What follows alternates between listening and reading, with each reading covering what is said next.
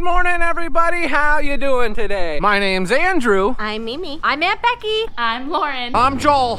I'm Grandpa. I'm Matt. And we're some of the Veggie Boys. And girls. And we'd like to thank you for stopping by. The puddle isn't frozen today. That's a great sign. I mean, it's not frozen yet. It'll probably be frozen tonight. But anyway, that doesn't really matter. Welcome back, everyone. It's so nice to see you. I'm working my way down to the farm market to get everything set up. First things first, I'm gonna get the floor completely swept, and then we'll be able to bring everything out of the cooler. Just got finished setting up the farm market. I was working with the girls here, and we were filling up all the produce. So that meant looking over all the apples, cucumbers, peppers, cabbage, everything else to make sure nothing was spoiled, and make sure that we could fill everything up. Because it is a known fact, when you have more of something out, you sell more of it. So we try and make sure that we have plenty of product out here. And also with the time of the year, a lot of people are looking for cranberries, which we have, and they're also looking for a lot of sweet potatoes and regular potatoes, which we've been moving a lot of. Now I do have something I want to touch on. In the previous video, we finished off our harvest of cabbage, which if you ask me was a very, very exciting time. Great cabbage harvest this year. I couldn't be prouder of the cabbage. However, as you can see in our cooler, we don't have much cabbage in here. We have a half a bin. We do have a bin out inside the farm market that we're selling out of. But some of you may be curious where all the cabbage went. Now, since it's off season, we have plenty of room in the cooler, so that's not the issue. We actually have to blame a certain fruit for the reason we can't store our cabbage in here. And that certain fruit would be apples. Now, when you have a lot of apples in a certain area, it sure does make the cooler smell really good. But an interesting thing about apples is that they are always continuously ripening. If you keep them in the right conditions, you can store apples for a long period of time, but that's not the issue. Now, since apples are continuously ripening, they will always put off a gas called ethylene. Now, there are a lot of things that put off that ethylene gas. When one apple on a tree starts to ripen, it will put off that ethylene gas, which will tell the other apples to start ripening. Same thing works with tomatoes. That's why tomatoes ripen in a clump, because one tomato will start to ripen, and that tells the other tomatoes to start ripening. Now, when it comes to produce, not everything likes ethylene gas. Cold crops, for example, so broccoli, Brussels sprouts, cabbage, cauliflower, they will actually turn yellow and start to get soft from ethylene gas. Not only cold crops, but also some cucurbits like zucchini and cucumbers, they will also turn yellow and start to get soft spots on them. Now, since we have our apples in our cooler, well, you guys kind of understand here. We weren't able to store our cabbage because the ethylene gas would cause our cabbage to turn yellow, and it would actually start the rotting process for our cabbage, which none of us want. I don't think any of you guys would want that either. So we're trying to be a little more on the cautious side. We're actually storing our cabbage in our shop. The temperatures stay nice and cool in there, and it doesn't dip below freezing, so that won't give us any issues. But I just wanted to give you a reason why you don't see any cabbage in our cooler. Now, we do always have a few bins of cabbage in here just to have on hand. It doesn't stay here that long, so we don't have to worry about it going limp or turning yellow. However, if we're gonna be storing cabbage in here for an extended period of time, we can't be doing that because one, the cabbage is gonna rot, and two, that would just be a giant waste of product. So we had to move some things around and use our brain, but we figured it out. That's something I've always found interesting. There's just certain crops you can't store together. Anything that puts off that ethylene gas, you can't store it with cabbage or other cold crops. And there's other combinations out there that just don't work. And those are things you have to be worried about when you have a farm market. Where can you store what? Since the farm market is all set up, Matthew and I are now moving down around back. Dad is down here taking care of the animals, but we actually have an order for some potatoes. And it's not just a regular potato order. As a matter of fact, the 24 bags of potatoes that we bagged up in the previous video, they're already gone. So we do need to bag some white potatoes, but the one order is for 2 bags of unwashed potatoes. So we're gonna work on getting that prepared this morning because they're coming in like 30 minutes. Move our scale so we don't run over it. That'd be ideal. A skinny boy parked this. I can barely get in here. Where's Daniel when you need him? Oh, suck it in! Suck it in!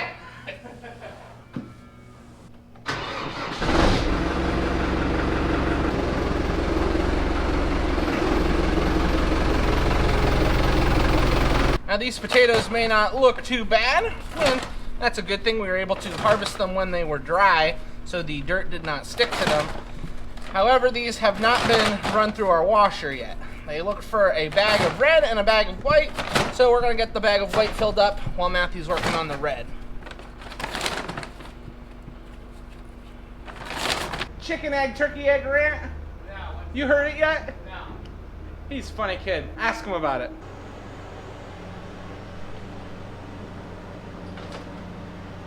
There we go. I got the white potatoes done. Now the red potatoes are stacked up back there, and Matthew can't reach the top bin where it would be easier, so he has to pull it through the pallets on the middle bin. So he's about halfway done. It's gonna take him a little bit to get that finished.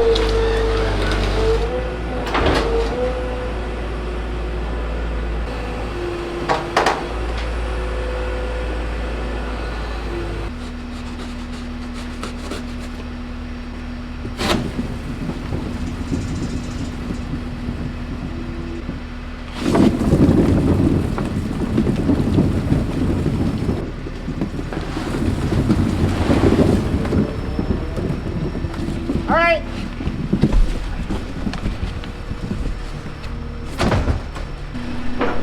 Thank you. So we had a lot going on in the past few minutes. We just got our hopper filled with potatoes. Matthew's finished off his bag of red so that when the customer gets here, they can pick up the potatoes. Something Dad mentioned that we really need up in the farm market is 10-pound bags. They've been flying off the shelves. We do only have 2 50s up there, so we're gonna need to bag up some more of those.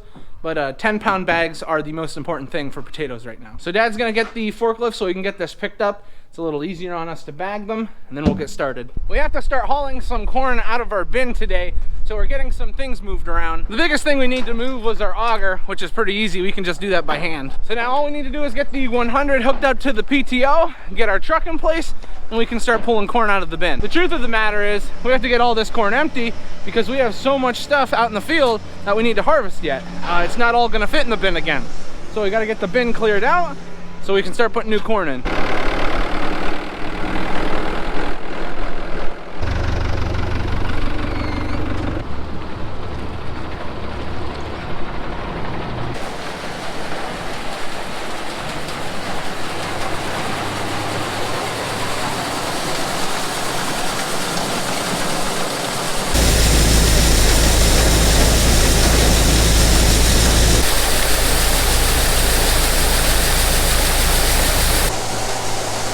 Well, that wasn't too difficult. I'm glad we didn't have any problems getting that set up.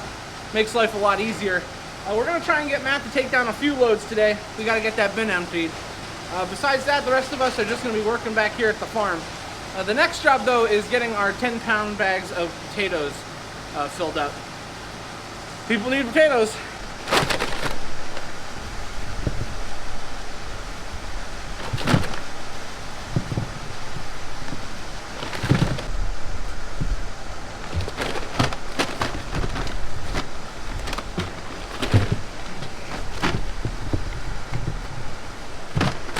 I just ran the corn that we're taking out of the bin. The moisture was 13.5 and the test weight was 59 pounds. Moisture around here for us where we take it is supposed to be 15.5, and you get paid for a 56-pound test weight, so you're basically getting more money off of your test weight. Oh, perfect.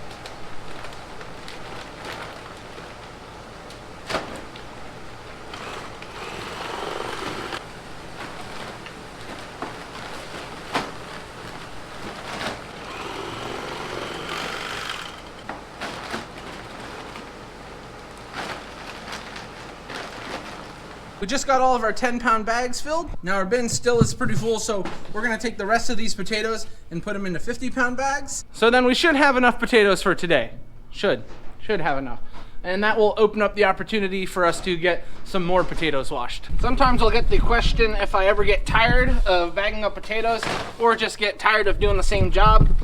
There will be days where I don't feel like doing certain things, like picking peas, but that's like an everyday thing. However, a lot of the jobs we do are only for a short period of time. We work so hard at planting, fertilizing, and harvesting these potatoes. I only bag them for a few weeks out of the year. Sometimes it extends if we have a nice harvest, but it's only a short period of time. And that's the same way it is with a lot of the jobs that we do here, especially with vegetable farming. Everything has such a short season that we go from season to season harvesting different things, whether it's cole crops, cucurbits, or even our peppers and tomatoes. We're hopping from one thing to another. Now, would I like to harvest some of these things longer? Yeah, but our season in Pennsylvania doesn't usually allow for that. So I don't usually get too bored of a job. As I mentioned, there will be days where I don't feel like doing things, but it is what it is. You gotta do what you gotta do. So, no. So if you've ever wondered if we get bored of doing the same thing over and over again, not really. We enjoy it while it's here and we miss it while it's gone.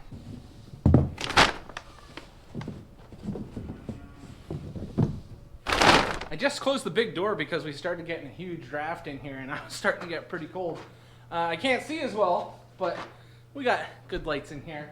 The only problem was it was just getting so cold, my fingers were starting to get cold, and I'm wearing gloves, so can't have that happening. Just got the bin full of white potatoes emptied. We've got 7 bags of 50-pounders, and then we've got 22 bags of 10-pounders. Now, since we have all of our bins emptied of white potatoes, we're gonna need to wash some, which is ultimately why we filled the hopper, just to make things easier. So what we're gonna have to do is wash potatoes and take the potatoes that we bagged up inside the farm market.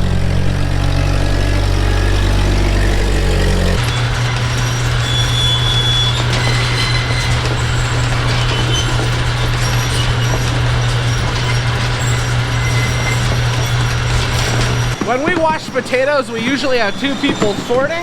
Now, Joel is up before the potatoes are washed, so it's a little harder to spot imperfections, but that's where we grab like bruised potatoes, potatoes that may be rotten, or potatoes that just have giant wet cuts on them. Once they pass by Joel and come through the washer, that's when all that surface dirt is removed, and we can see if the potatoes have any more imperfections. So we have 2 separate jobs, but both of them are important, and when Joel does his job, it makes my job easier. One of the best things is when you turn on the washer, all the cattle start lining up at the feeder.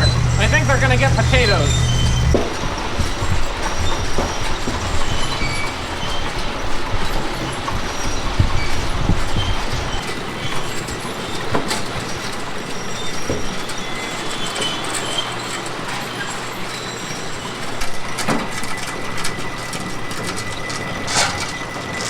Just got our bin of potatoes filled. Now, we're not filling up 2 bins at the moment because we're not sure how many potatoes we'll need, but these are looking pretty good. Once they dry off, they'll be ready for bags.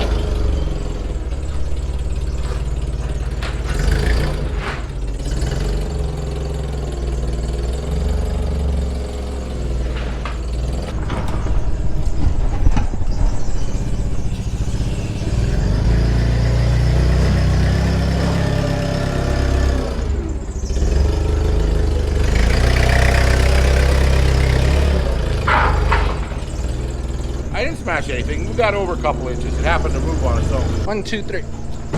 There we go. You guys didn't get potatoes last time.